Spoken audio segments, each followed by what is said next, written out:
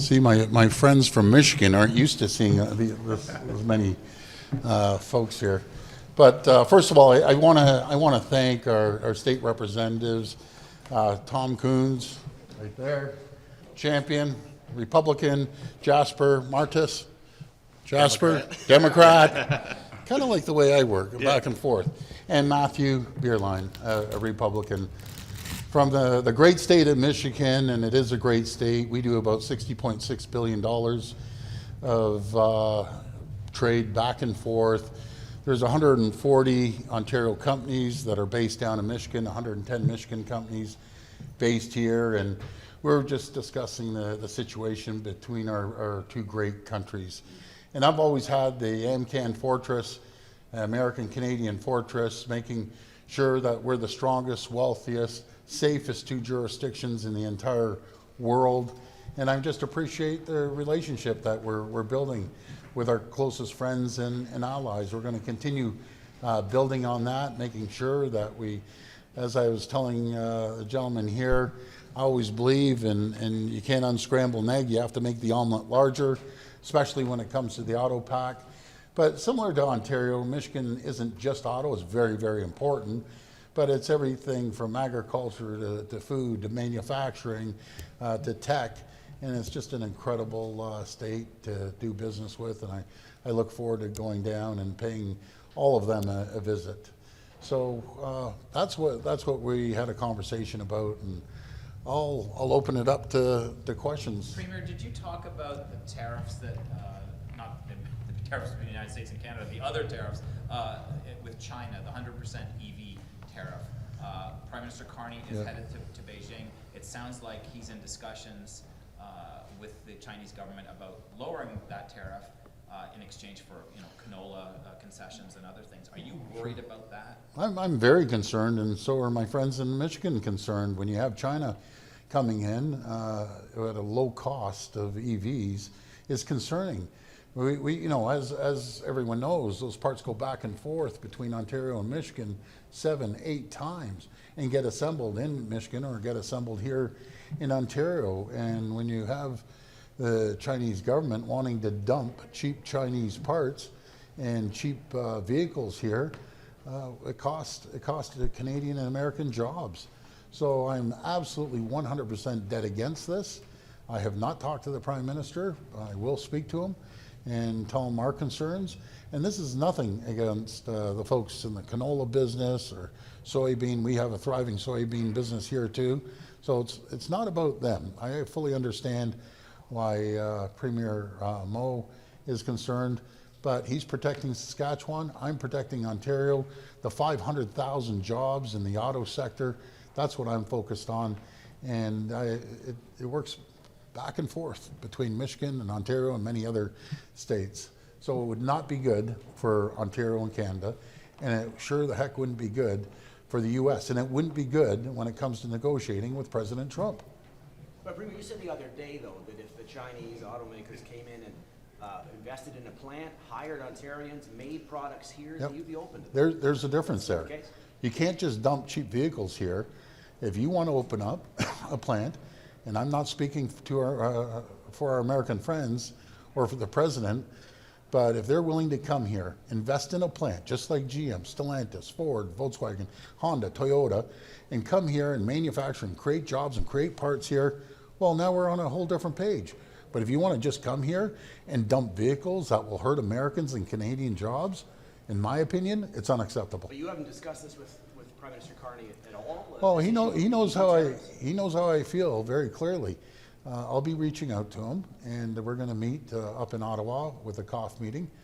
So I'll express. But he's in China now, though. Shouldn't I this will. conversation have occurred? I will reach out to him, and I'll text message him, and just tell him our concerns. Do you know of any Chinese companies doing what you're describing? Any Chinese companies who would invest in Ontario like that? Well, we'll have to see. I'm going to sit down with the Prime Minister when he gets back, find out what the conversation is, and we'll go from there. Remember, you said many times that there are. The fact that Scott Moe is going to China with the Prime Minister, isn't that a pretty strong signal from the Prime Minister that he's looking to back down on EV tariffs in order to save another Canadian economy? Well, Scott's one of my closest allies, and he's going there to protect jobs and canola jobs in Saskatchewan, as he should. I'm doing my job as Premier of Ontario to protect jobs here. So wouldn't it be great if we could protect all the jobs? But let's see what happens when they come back, and we'll have a conversation with both of them. Speaking of other premiers, Yes. Wab Kinew is actually going to visit the Crown Royal Distillery facility today in support of what they're doing there. Have you spoken with him? Do you know I did. what he's thinking at this point? And do you support I talk to Wab frequently. I just got off the phone with him probably an hour ago. He did tell me he's going up to the Crown Oil plant, and I told him, God bless him. He's doing his job. He's trying to protect jobs in Manitoba. I'm protecting jobs here in Ontario, and he respects that. I respect him. We have a phenomenal relationship. He invited me over to the Jets and Maple Leafs game. That's happening. By the way, he owes me probably a dinner at McDonald's because I won the last bet, and he wants me to come there and go to a game with him. But he's a fine gentleman, I'll tell you that. The Are leader you of the still opposition, planning on taking Crown Royal off the shelves? As sure as I'm talking to you, that Crown Royal's coming off the shelves. Premier, you've said many times that a lot of people from the U.S. of all stripes, including Republicans, agree with you that what Donald Trump is doing on the economy in Canada is hurtful, harmful. I wanted to ask you two if you agree, if you are one of those people that said that to the Premier. So we're here. If you can go to the mic. Yeah, sorry. We came here to reassure the Ontario government that Michigan is a friend and a partner, and we're going to continue to promote that trade back and forth. We tend to not get involved in national politics at the state level, and certainly don't speak for the president. But Michigan is a friend to Ontario and plans to always be a friend to Ontario. Did Ontario's electricity surcharge and that threat hurt your relationship with Ontario at all? Again, please. Ontario and the Premier threatened to remove Ontario electricity from Michigan. There was a surcharge added for a day to your electrical supply. Did that hurt the relationship with Premier Ford at all? I don't believe so. I mean, you're doing what you have to do to protect your economy, and we do what we need to protect ours. Premier, Line 6 of Finch West LRT has been, had nonstop problems, nonstop closures. Your transportation minister was asked earlier about it, but I wanted to get your take on it. Apparently the issue is the heaters used on the switches, they're electric, should have maybe been gas. It was the same problem that affected the Ottawa LRT. What do you make about the nonstop issues with Line 6? Well, I wouldn't say they're non-stop. You always have kinks in the rails. Excuse my pun there, but once they start moving, they'll start moving pretty smoothly. But I always, rather than always talking about the negative, I like talking about the positive. As I was telling our friends from Michigan that we're building the largest transit system in North America. We have the Yonge Extension, the Eglinton West, the Eglinton Crosstown, which hopefully they'll announce early February. The Mississauga LRT, Hazel McCallion line, the Hamilton LRT, and the Ontario line, of course. So I think they were pretty impressed that we're spending close to $80 billion when it comes to transit, another $30 billion when it comes to expanding our roads. And so there's always something that's going to go wrong at the beginning, but we're going to get it fixed, like anything else. Are you concerned about those same problems coming up on the Eglinton Crosstown, and is that why there's no opening date for Line 5 yet? No, we're working with the TTC. They're the ones choosing the date, so I think it's going to be early in February. We'll be there, and they've run it. I find these numbers, are these accurate? 500,000 kilometers back and forth testing prep? Over that, than 500,000? Almost 2 million miles testing it out. Good thing is a lot of it is going to be underground, so that resolves a lot of the weather conditions. Will you have a date on that? You say early February. Can we put a date? Yeah, we're leaving that up to the TTC. We'll be there to support them. We'll be there for the announcement. I'm not one to put an exact date, but I'm guessing if everything goes smooth, it'll be the first couple weeks in February, and I can't wait. That thing's been a nightmare for me. February 8th, Why did your government continue or give Keel millions of dollars after the forensic audit was started? Well, we didn't know what the forensic audit. We were let's keep in mind, we were the ones, the government, ones who called for the audit, and we're the ones who called for the OPP. So we're going to see how this plays out, and I'm not going to interfere once the OPP are involved. They're going to come out, and we're going to find out what's happening there. If there's a forensic audit though after the initial audit, isn't that a sign? Well, that there was some we red didn't flags get we the didn't government we made? didn't get the results from the forensic audit. You just don't do an audit and all of a sudden go after someone. But what it tells us is the system's working. If something doesn't smell right, doesn't look right, we audit a lot of different agencies, a lot of people that we give money to, so the system's working. Knowing the auditors are going in there, then they asked for a forensic audit, and then they called in the OPP, and we'll see what happens from there. New Yes. report just dropped today that says homelessness is getting worse. There are 85,000 now Ontarians who are living without a home. And Yeah. while there has been significant funding, it's not keeping pace with the amount of people who are becoming homeless. Is there more than Well, we can do? we're putting hundreds and hundreds of millions of dollars into helping people, homeless people. Best way to help a homeless person is getting them trained and getting them a good paying job. And that's what we're doing. We're training 750,000 people so far. And I want to help those people. And I know they want to be able to get back on their feet and be able to rent a apartment or a condo, or eventually, if they save enough money, buy one. So we're focused on that and creating economic development. What would you say to the Conservatives MPs in Manitoba who are saying that pulling Crown Royal out of the shelves will hurt local jobs there? Well, what I say is Crown Royal should have thought twice before closing their plant here, and they're moving it. Would you reconsider? No, I'm not reconsidering. And Crown Royal, Diageo, they should have thought of it. Who goes after the best customer? No one does. We were their number one customer in the entire world, and they wanted to come after us and close down a plant and have people lose their jobs.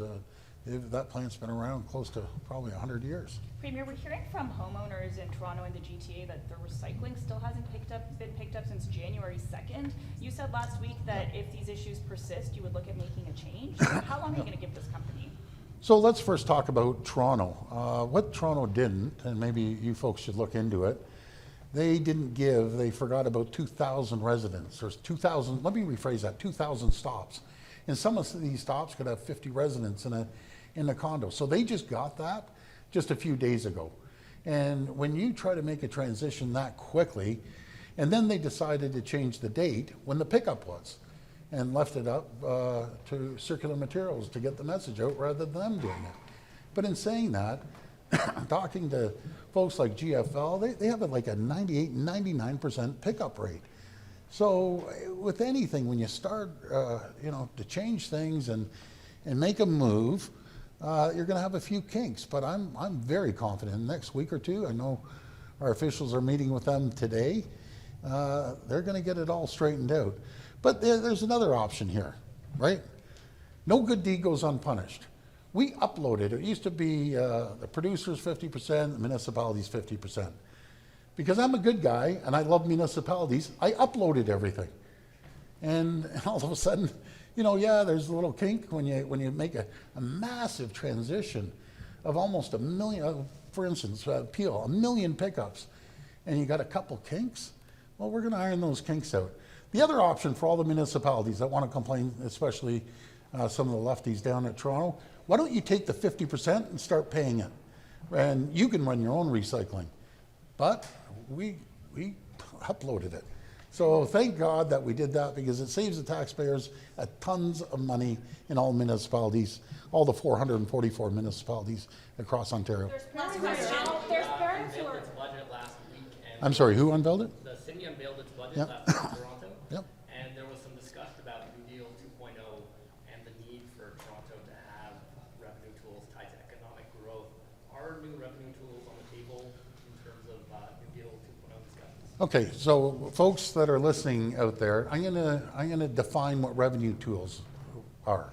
Revenue tools are called taxes. They want to tax the pants off you. They've taxed us to death in Toronto enough of these taxes. As I say, government doesn't have an income problem, they have a revenue problem. Stop spending money. Start focusing on areas that you can drive efficiencies.